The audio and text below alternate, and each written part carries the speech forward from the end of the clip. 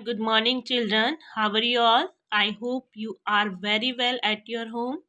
Students, last video में हमने chapter number 9 में हैबिटेट एंड एडेप्टेशंस के बारे में डिस्कस किया था। Habitats means animals homes and adaptations means किस तरीके से एनिमल्स अपने हैबिटेट्स में मीन्स होम्स में एडजस्ट करते हैं वो देखा था। और अदर हैबिटेट्स देखे थे जो कुछ टेरेस्ट्रियल्स होते हैं। The plants and animal that live on lands are said to be live in terrestrials habitats, यानी जो प्लांट्स और एनिमल्स लैंड के ऊपर रहते हैं उसे हम टेरेस्ट्रियल हैबिटेट्स कहते हैं, उनकी टेरेस्ट्रियल्स होम्स कहते हैं। ये टेरेस्ट्रियल्स होते हैं for example like a forest. Forest के अंदर कौन से एनिमल्स होते हैं, ग्रासलैंड्स में कौन से एनिमल्स होते हैं, डेजर्ट्स कोस्टल्स एरिया में कौन से एनिमल्स होते हैं, माउंटेन रीजन पर कौन कौन से एनिमल्स होते हैं, उनके हैबिटेट्स क्या होते हैं वो हमने देखा था। नाउ कुछ कंपोनेंट्स ऑफ हैबिटेट्स भी हमने देखे थे। कुछ बायोटिक्स, टू टाइप्स के हैबिटेट्स कंपोनेंट्स होते हैं। वन होता है बायोटिक कंपोनेंट जिसके अंदर प्लांट्स और एनिमल्स होते हैं, लिविंग ऑर्गेनिज्म होते हैं। ठीक है, जो लिविंग ऑर्गेनिज्म होते हैं उसे हम बायोटिक कंपोनेंट्स कहते हैं। और जो नॉन लिविंग थिंग्स होती हैं उस for example rock, soils, air और वाटर, उसे हम अबायोटिक कंपोनेंट्स कहते हैं। ओके, ये हमने लास्ट वीडियो में डिस्कस किया था। Now today I will explain a journey through different habitats. क्या क्या जर्नी होती है हैबिटेट्स की, ठीक है। और वो टेरेस्ट्रियल्स हैबिटेट्स के अंदर कुछ टेरेस्ट्रियल्स हैबिटेट्स होते हैं, कौन कौन से होते हैं हमने देखा था लास्ट वीडियो में। Desert, grassland, mountain, coastals. ठीक है, तो ये सारे कौन कौन से कुछ हैबिटेट्स होते हैं टेरेस्ट्रियल्स। ठीक है, उसके बारे में हम डिस्कस कर रहे हैं। First is desert. हम सब डेजर्ट्स के बारे में जानते हैं। और डेजर्ट के अंदर कौन सा एनिमल्स होता है, डेजर्ट कौन से एनिमल्स होता है, कैमल्स। ठीक है, in desert habitats camel is a animals in desert area. Camel क्या है, डेजर्ट एरिया का एनिमल्स है। We discuss the abiotic factor of desert and adaptations in camel. ठीक है, तो हमने डेजर्ट एरिया में कुछ फैक्टर्स के बारे में, अबायोटिक फैक्टर्स के बारे में डिस्कस किया था। ठीक है, और डेजर्ट का क्या एडेप्टेशंस है, कैमल्स। ठीक है, वहां पे डेजर्ट के अंदर कौन सा एनिमल्स को एडप्ट किया गया है, कैमल्स को। ये सब हम जानते हैं। Camel is the deserts animals. What about other animals and plant that are found in deserts. ऐसे कौन से दूसरे एनिमल्स और प्लांट्स हैं जिसे हम डेजर्ट में ढूंढते हैं। Do they have the same kind of adaptations. क्या ये सभी एक समान होते हैं जो एडप्ट किए जाते हैं। There are desert animals like rats और स्नेक्स। डेजर्ट के अंदर रैट्स और स्नेक्स नाम के भी एनिमल्स होते हैं which do not have a long leg that camel has. उनके लॉन्ग लेग नहीं होते हैं जिस तरीके से कैमल्स के लॉन्ग लेग्स होते हैं। ठीक है, डेजर्ट कैसा एरिया है, हॉट रीजन प्लेस है। ठीक है, वहां पे क्या है, ज्यादा हॉटनेस होती है during the day times and during the night times the atmosphere will be cool. ठीक है, डे टाइम्स के दरमियान डेजर्ट एरिया जो होता है वो बहुत ही हॉट होता है, गर्म वाला होता है।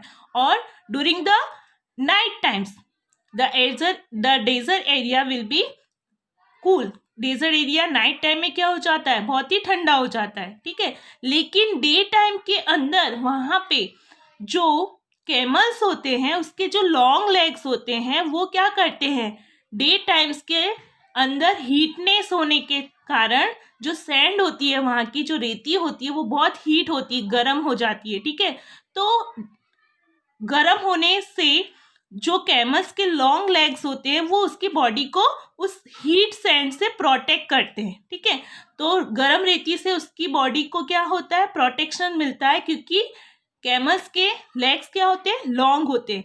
और बाकी एनिमल्स जो होते हैं जैसे कि स्नेक्स और रैट्स, इनके लेग्स नहीं होते, तो क्या करते हैं, वो कहाँ निकलते हैं, कब निकलते हैं, ड्यूरिंग द नाइट टाइम में। क्योंकि नाइट के टाइम में स्नेक्स और रैट्स के लॉन्ग लेग्स नहीं होने के कारण वो नाइट में निकलते हैं। और नाइट के टाइम वहाँ का जो डेजर्ट एरिया होता है, डेजर्ट रीजन होता है, वो नाइट के टाइम कूल होता है। कूल होने के कारण वो स्नेक्स और रैट्स, उनके लॉन्ग लेग्स नहीं होते, इसलिए वो नाइट में निकलते हैं। और जो कैमल्स होता है वो डे में दिखता है। ठीक है, ये था हमारा डेजर्ट्स का। Okay, desert plants loss very little water through transpirations. Deserts के अंदर बहुत ही कम वाटर्स होता है, वहाँ पे बहुत ही कम वाटर्स देखने को मिलता है। The leaves in desert plants are either absents, और वहाँ की जो ये लिटल वाटर होने के कारण, वहाँ पे पानी की कमी होने के कारण, वहाँ की जो लीव्स होती हैं डेजर्ट के प्लांट्स में, वो क्या होती है, अब्सेंट्स होती है, यानी थोड़ी थोड़ी दिखती है। इसकी वजह से पानी लिटल होने के कारण वहाँ पे ट्रांसपिरेशंस नहीं होता है वाटर का, तो क्या होता है, वहाँ की जो प्लांट्स के ऊपर लीव्स आती हैं वो बहुत ही कम देखने को मिलती है।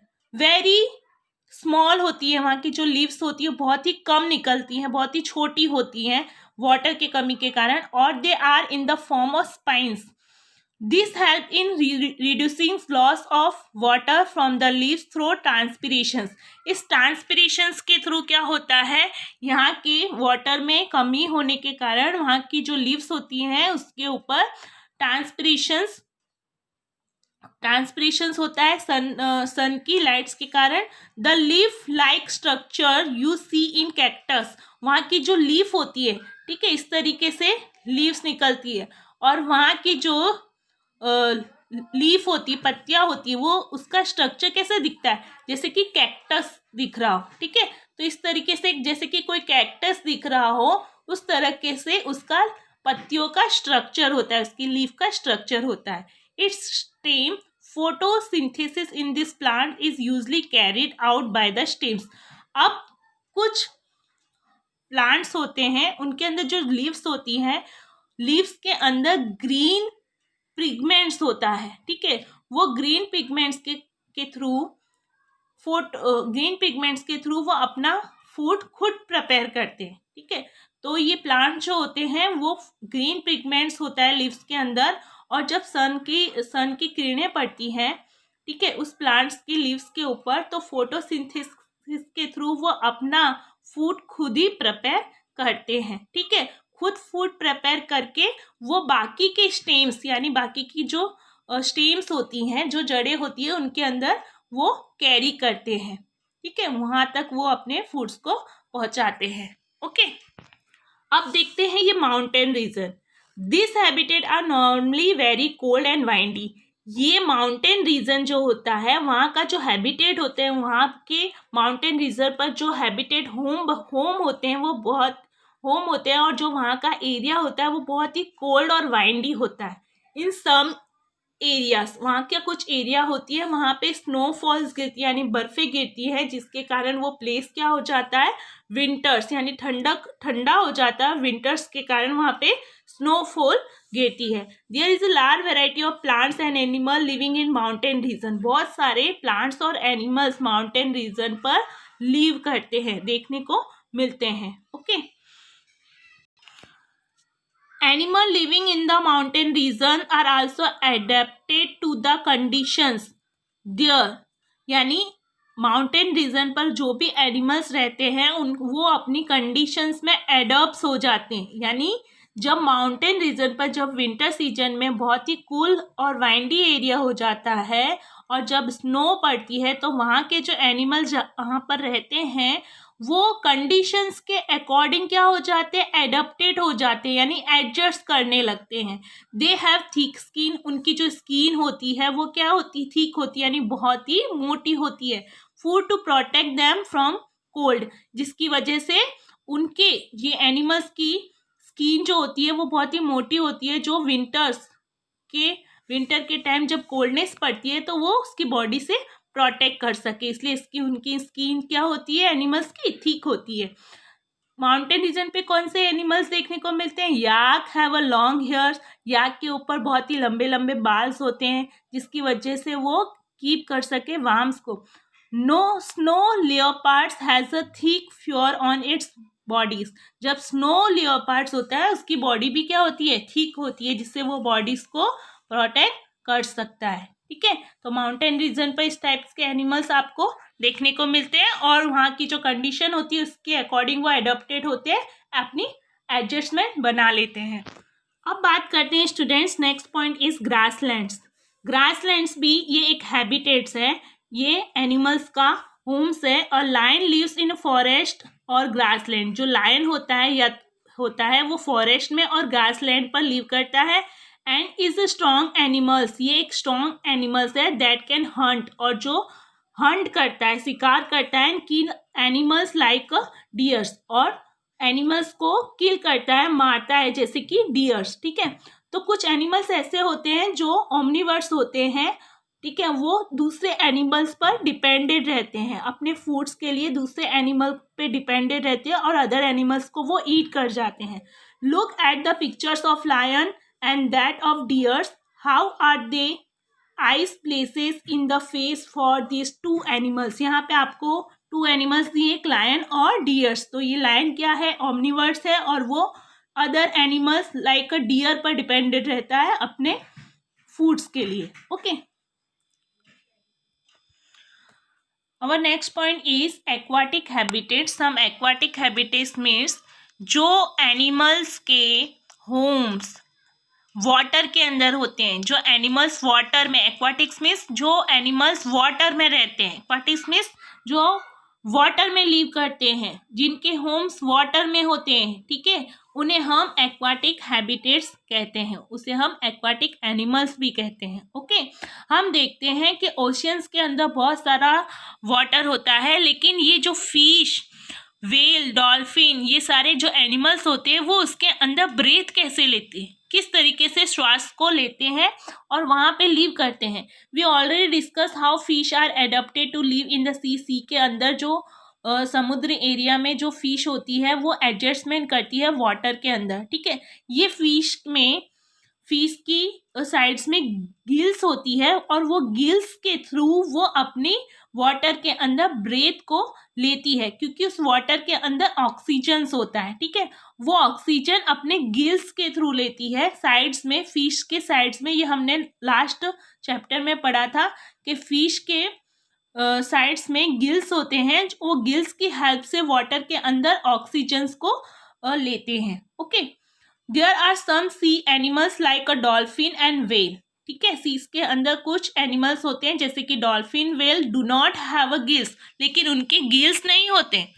दे breathe in air through nostrils और blow holes that are located on the upper parts of their head. यानी ये जो डॉल्फिन और वेल्स होते हैं, फिश के साइड्स में तो गिल्स होते हैं और वो गिल्स की हेल्प से वो ऑक्सीजन, वाटर के अंदर ऑक्सीजन होता है, उसको उसके थ्रू वो ब्रेथ लेते हैं गिल्स की, with the help of gills. Okay, लेकिन जो डॉल्फिन और वेल्स होते हैं उनके गिल्स नहीं होते हैं, लेकिन उसके हेड के अपर पार्ट्स में, हेड के ऊपर कुछ ब्लो हॉल्स किए होते हैं। वो हॉल उसे ब्रीथ लेने में, हवा जो समुद्री एरिया, समुद्र के अंदर, सी के अंदर ब्रेथ लेने में उसको हेल्प करते हैं in the surface of water, near the surface of water. यानी वाटर के सरफेस में वो एयर के प्रेजेंस में अपने ब्रेथ को लेते हैं। ठीक है, with the help of blow halls. Okay students, आज के लिए इतना ही। नेक्स्ट वीडियो में हम मिलेंगे न्यू टॉपिक्स के साथ। मैं आपको कुछ होमवर्क दे रही हूँ, कुछ कीवर्ड्स हैं इस चैप्टर्स के जिसे आपको CW नोट्स में राइट डाउन करने हैं और उस कीवर्ड्स की डेफिनेशंस भी लर्न करनी है। ओके,